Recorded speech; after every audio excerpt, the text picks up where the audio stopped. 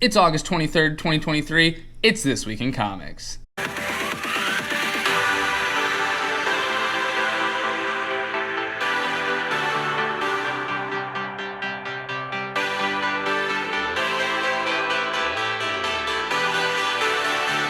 Hello everyone, it's August 23rd, 2023. It's This Week in Comics. We've got 3 number 1s to get to, an annual, a bunch of number 2s, a bunch of number 3s, 4s, 5s, 6s, one series review, plus Superman. Let's go. The Immortal Thor, number 1. Story by Al Ewing, art by Martin Coccolo and Matthew Wilson. This first issue is long, but it sets up in the first half for the boot to fall in the second half of the issue for sure. The art by Coccolo and Wilson is cracking and epic when needed, and it definitely delivers on Utgard Thor, as we can see here. Now, as you guys know, I'm not the biggest Thor fan, and I don't read it. However, the story and the art, and this being a number 1 means this is a great jumping on point if you're a Thor fan. The Immortal Thor number 1 is a 7.5 out of 10. The Penguin, number 1. Story by Tom King, art by Rafael de la Torre and Marcelo Maiolo. I love Tom King, so I might be a little bit biased, but I loved this first issue. Agent Espinosa is back from Tom King's miniseries Killing Time. She has her sights set on Gotham and on Penguin's empire.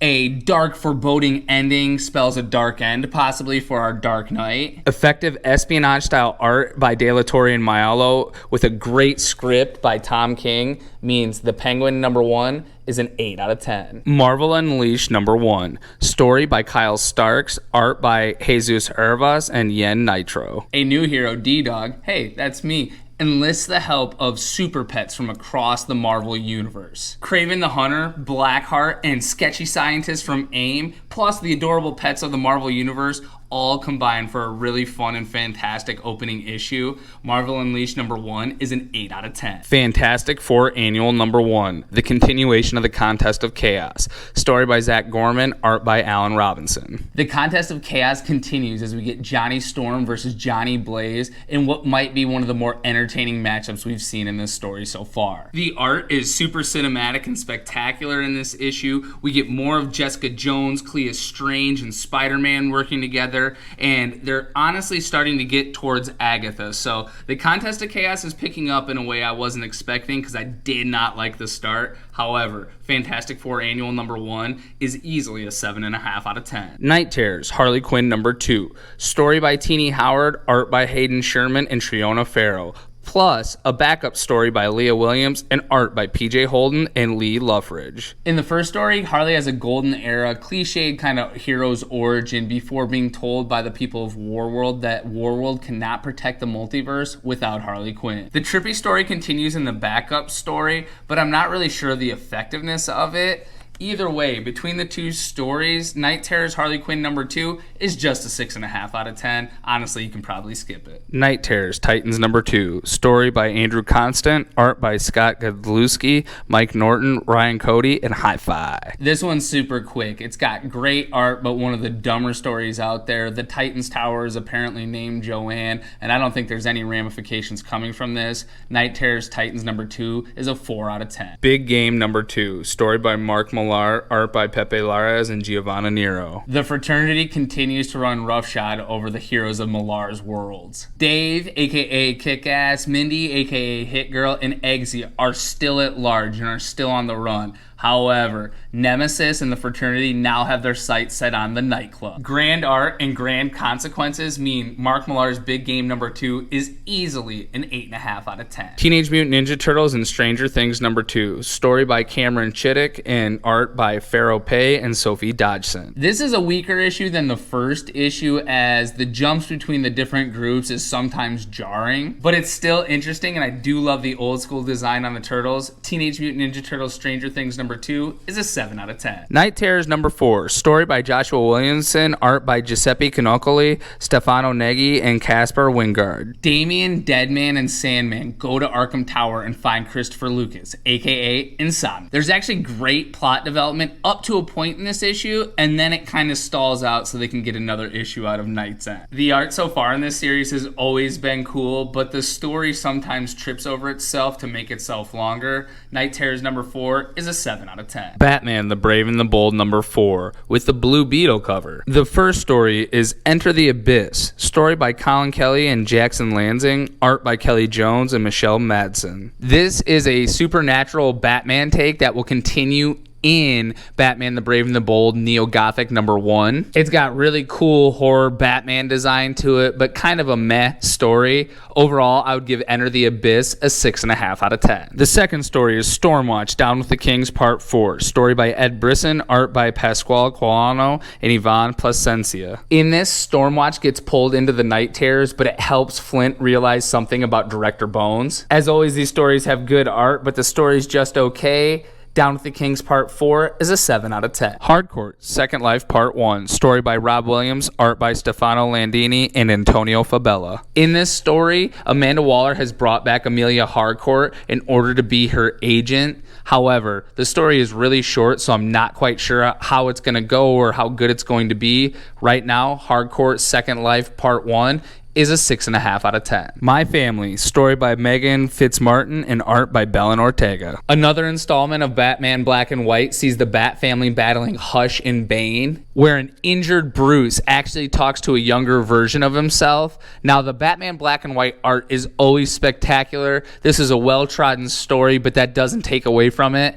My Family is easily an 8 out of 10. Doom Patrol number 5, story by Dennis Culver, art by Chris Burnham and Brian Reber. The Doom Patrol head to New Poplar, Illinois in order to investigate a company that's creating metahumans. However, it's a trap, and while the team does end up finding success, they do find out that Peacemaker is behind the company, and so likely is Amanda Waller. Doom Patrol continues its strong, not glossy art and story with another 8 out of 10. No One number 5, story by Kyle Higgins and Brian Bucalato, art by Geraldo Borges and Mark Engelhardt. Aaron Kern recants his confession in the accountability murders. No one shows up and actually doxes his lawyer and shows that his lawyer has been involved in some shady business as well. However, at the lawyer's office, a bunch of armed guards show up because they know that no one is coming. And no one kicks everyone's ass. Is Ben Kern no one? Is it someone else? The story and the art are amazing in this series, and they actually have a companion podcast called Who Is No One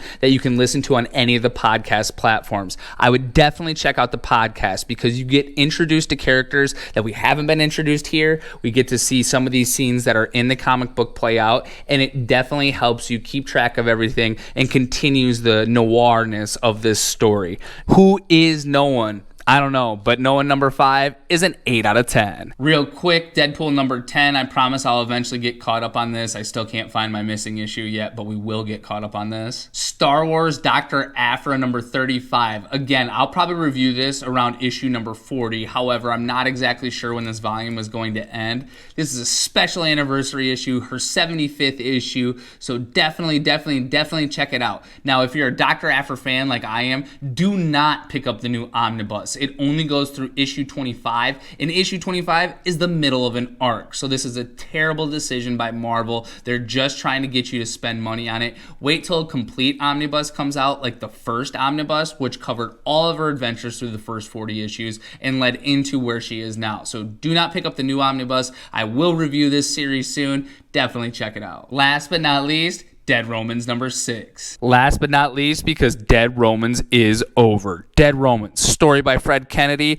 art by Nick Marinkovic and Jose Villarrubia. At the start of the series, the Roman traitor Arminius is setting up his own legion to take a bloody fall. His love of Honoria drives him to make her queen, but she is a loyal Roman. Arminius loses her in the chaos that ensues of the first battle, but everything is building and building and building towards one final battle. Arminius' men destroy the Romans, and he's informed by Varus the governor that Honoria does not love him and that she does not trust him anymore. But instead of fighting Arminius, Varus kills himself. It isn't until a week later that Arminius is able to find Honoria. He begs her to be queen, but she refuses and rides off into the sunset in order to fulfill her duties, leaving Arminius victorious but broken. The art style was definitely all its own, but it could be confusing at times, especially with the dark settings and things like that. However, the story was really told well, and I love a good Roman tale, especially because they basically just dominated everybody during that time. It definitely has an art all its own. It's got a savage story to tell. It's about conquering. It's about a lot of things that deal with being a Roman, especially when you're somebody who was conquered beforehand. However, Dead Romans is a good story, not a great story, and I'd give it a 7 out of 10. Alrighty guys, that's it for all the individual issues this week. However, I did want to touch on Art Brut by Image Comics. The hardcover's coming out this week. This series is phenomenal. It's trippy. It's everything you want from a comic book, with being both interesting, weird, engaging, all of the above. The art's spectacular in it, as you can imagine. Trust me, go pick up this hardcover edition. Art Brut Volume 1 by Image Comics. It's easily a 9 out of 10. I love that series. Go check it out. That's it for August 23rd. Let's look ahead to the 30th. Deadpool, Batter Blood, number 3. Death of the Venomverse, number 3. Hopefully this improves. Incredible Hulk, number 3. Marvel Age 1000. I'm just going to check this out and see what it is. Moon Knight Annual, number 1. This is a Contest of Chaos issue. Spider-Man India, number 3. Ultimate Invasion, number 3. Night Terrors, Night's End, number 1. Local Man Gold, number 1. World Tree, number 5.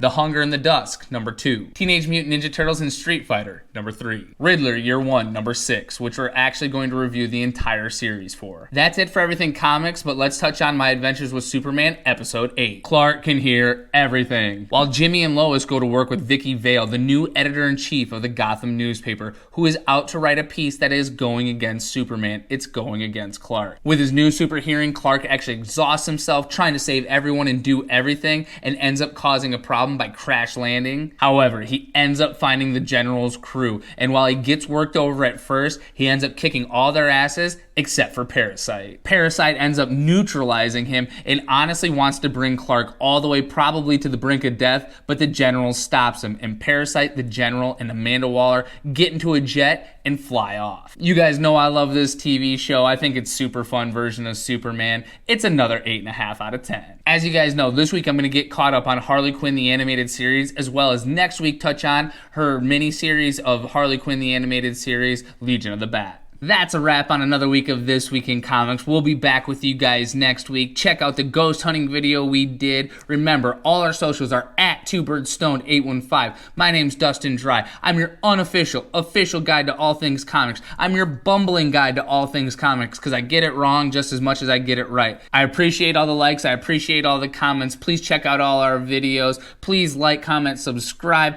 at 2birdstoned815. It was another glorious week of comics. Let's fade it to black and hit the music.